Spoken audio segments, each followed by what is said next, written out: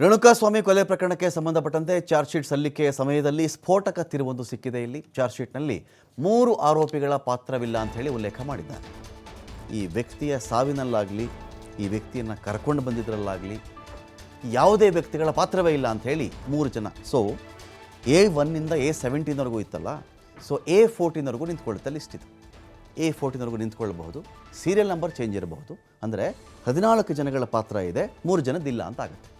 ಅಂದು ಯಾವುದರಲ್ಲಿ? ಈ ಒಂದು ಮರ್ಡರ್ ವಿಚಾರದಲ್ಲಿ. ಅಷ್ಟೇನಾ? ಹಾಗಾದರೆ ನೋ, ಬೇರೆ ಇದೆ ಅವ್ರ ಮೇಲೆ ಆರೋಪಗಳಿದೆ. ಅದೇನು ಅಂತ ಹೇಳಿದ್ರೆ ನೋಡಿ, ನಿಖಿಲ್ ನಾಯಕ್, ಕೇಶವಮೂರ್ತಿ, ಕಾರ್ತಿಕ್ ಮೇಲೆ ಕೊಲೆ ಕೇಸ್ ಇಲ್ಲ. ಇವರು ರೇಣುಕಾಸ್ವಾಮಿಯನ್ನು ಕೊಂದಿದ್ದರಲ್ಲಿ ಇವ್ರದ್ದೇನು ಪಾತ್ರ ಇಲ್ಲ. ಅಷ್ಟರ ಮಟ್ಟಿಗೆ ಇದೇ ನಿಖಿಲ್ ನಾಯಕ್, ಕೇಶವಮೂರ್ತಿ, ಕಾರ್ತಿಕ್ ಅವರ ಮನೆಯವರು ನಿಟ್ಟುಸಿರು ಬಿಟ್ಟಿರ್ತಾರೆ. ಈಗ ಸದ್ಯಪ್ಪ ಕೊಲೆಯ ಒಂದು ಆರೋಪ ಅಂತೂ ಇವ್ರು ಹೊತ್ಕೊಳ್ಳಿಲ್ವಲ್ಲ ಅಂಥೇಳಿ ತಾವೇ ಕೊಲೆ ಮಾಡಿದ್ದಾಗಿ ಇವರು ಸರೆಂಡರ್ ಆಗಿದ್ದರು. ಅಂದರೆ ಕೇಸನ್ನು ಡೈವರ್ಟ್ ಮಾಡುವ ಭಾಗ ಇವ್ರ ಪಾತ್ರ ಅಲ್ಲಿ ಇತ್ತು. ಎಲ್ಲ ಮರ್ಡರ್ ಆಗುತ್ತೆ, ಕರ್ಕೊಂಬಂದಿದ್ರು, ಸಾಯಿಸಿದ್ರು, ಇದೆಲ್ಲ ಆಯ್ತಲ್ಲ. ಲಾಸ್ಟ್ ಈ ಮರ್ಡರ್ನ ಟೇಲ್, ಬಾಲದ ಭಾಗ ಇದೆಯಲ್ಲ, ಅವಾಗ ಬಂದವರು ಈ 3 ಜನ.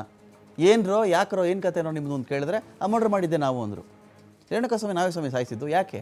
2 ಲಕ್ಷ ಸಾಲ ಕೊಡಬೇಕಾಗಿತ್ತು ಸ್ವಾಮಿ, ಎಷ್ಟು ಹೇಳಿದ್ರು ಕೊಡ್ತಾ ಇರಲಿಲ್ಲ, ಹಿಂಗೆ ಗಲಾಟೆ ಆಯಿತು, ಹೊಡೆದ್ವಿ, ಸತ್ತೋಗ್ಬಿಟ್ಟ ಅವನು ಅಂತ ಇವ್ರು ಹೇಳಿಬಿಡ್ತಾರೆ.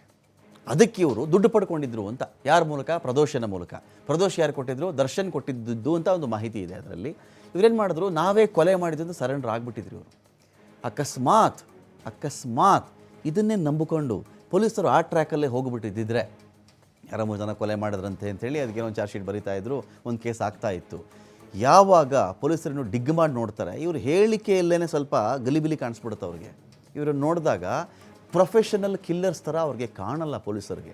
ಇದೇನಿದು, ಇವ್ರು ಯಾರ್ಯಾರೋ ಏನಪ್ಪ ಏನು ಕೆಲಸ ಮಾಡ್ತೀಯೋ, ಒಬ್ಬ ಯಾರೋ ಕೇಬಲ್ ಕೆಲಸ ಮಾಡ್ತಿದ್ದ, ಇನ್ನೊಬ್ಬರ ಜೂಜಲ್ಲಿ ಹಣ ಕಳ್ಕೊಂಡಿದ್ದ, ಇದು ಈ ಥರದ ಟ್ರ್ಯಾಕ್ಗೂ, ಇವ್ರು ಇಲ್ಲಿ ಇನ್ನೊಬ್ಬರ ಸಣ್ಣ ಪುಟ್ಟ ಕೆಲಸ ಮಾಡ್ತಾ ಇದ್ದ, ಈ ಥರದ ಟ್ರ್ಯಾಕ್ಗೂ, ಪ್ರೊಫೆಷನಲ್ ಮರ್ಡರ್ಸ್ಗೂ, ಈ ಮರ್ಡರ್ ಆಗಿರ್ತಕ್ಕಂಥ ರೀತಿಗೂ ಗೊತ್ತಾಗ್ಬಿಡುತ್ತೆ. ಪ್ರಾಪರ್ ಪೊಲೀಸಿಂಗ್ ಅಂದರೆ ಹೇಗೆ ಅಂತ ಹೇಳಿದ್ರೆ, ಒಂದು ಮರ್ಡರ್ ನೋಡಿದ ತಕ್ಷಣ ಹೇಳ್ತಾರೆ ಅವರು, ಇಂಥಗೆ ಹೆಂಗೆ ಹೊಡೆದಾಕಿದ್ದಾರೆ ಇದನ್ನು ಅಂತ. 190 ಕೇಸ್ಗಳನ್ನು. ಸಾಮಾನ್ಯ ರೌಡಿಗಳು ತಾನೇ, ರೌಡಿಗಳು ಅವರು ಇವರು ಮರ್ಡರ್ ಮಾಡ್ತಾರೆ, ಇಲ್ಲ ಗಂಡ ಹೆಂಡತಿ ಜಗಳದಲ್ಲಿ ಯಾರೋ ಮರ್ಡರ್ ಆಗಿಬಿಡ್ತಾರೆ, ಗೊತ್ತಾಗ್ಬಿಡುತ್ತೆ ಪೊಲೀಸರಿಗೆ.